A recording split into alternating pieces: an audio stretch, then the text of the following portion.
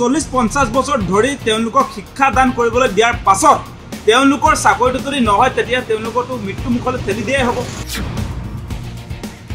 মানৱ সম্পদ গঢ়াৰ ক্ষেত্ৰত কিমান অৱদান আছে আপোনালোকে উপলব্ধি কৰি চাওক।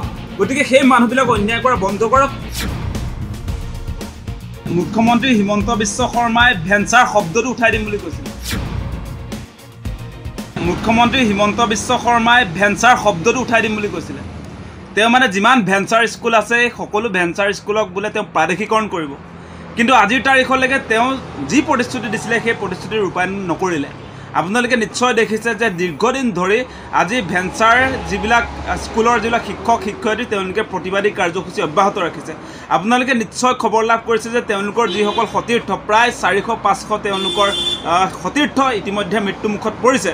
আপোনালোকে নিশ্চয় দেখিছিলে যে 2013 চনৰ পৰা 2022 বৰ্ষৰ ভিতৰত যথেষ্ট সংখ্যক অপ্ৰাদেশিকৃত বিদ্যালয় তেওঁলোকে চৰকাৰীকৰণ কৰিলে, গ্ৰাণ্ট কৰিলে, প্ৰাদেশিকৰণ কৰিলে, কিন্তু যথেষ্ট সংখ্যক আজিৰ দিনটোতো আচলতে বাদ পৰি থাকিলে। সেইটো অত্যন্ত দুৰ্ভাগ্যজনক। তেওঁলোকৰ একেখিনি ভেঞ্চাৰ স্কুলৰ একাংশক তেওঁলোকে কল্যাণ কৰিলে, আন একাংশক তেওঁলোকে কল্যাণৰ পৰা বঞ্চিত কৰিলে।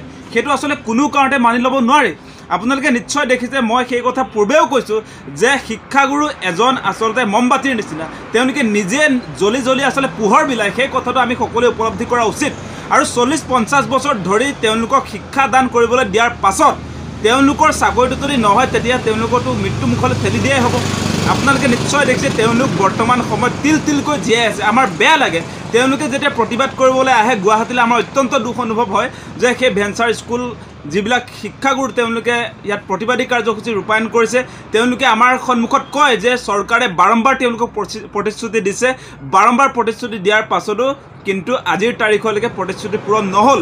আৰু আপোনালোকে নিশ্চয় দেখিছে যে এখন ভেঞ্চাৰ স্কুল কিন্তু সেই শিক্ষাগুৰুসকলে প্ৰতিষ্ঠা নকৰে। সেই অঞ্চলৰ ৰাইজে আচলতে সেই অঞ্চলটোত সেই শিক্ষাগুৰুজনক লগত লৈ ভেঞ্চাৰ স্কুলটো ৰাইজেহে পাতে। ৰাইজে স্কুলখন প্ৰতিষ্ঠা কৰে।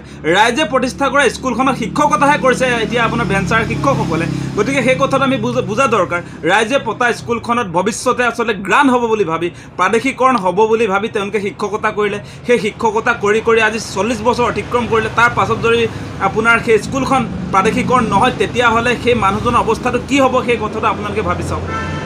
আপোনালোক এটা কথা আমি কৈছোঁ যে তেওঁলোকে পঢ়োৱা ছাত্ৰ ছাত্ৰী বৰ্তমান সময়ত পুলিচ অফিচাৰ্ছ হৈছে, শিক্ষক হৈছে, ডক্টৰ হৈছে, ইঞ্জিনিয়াৰ হৈছে।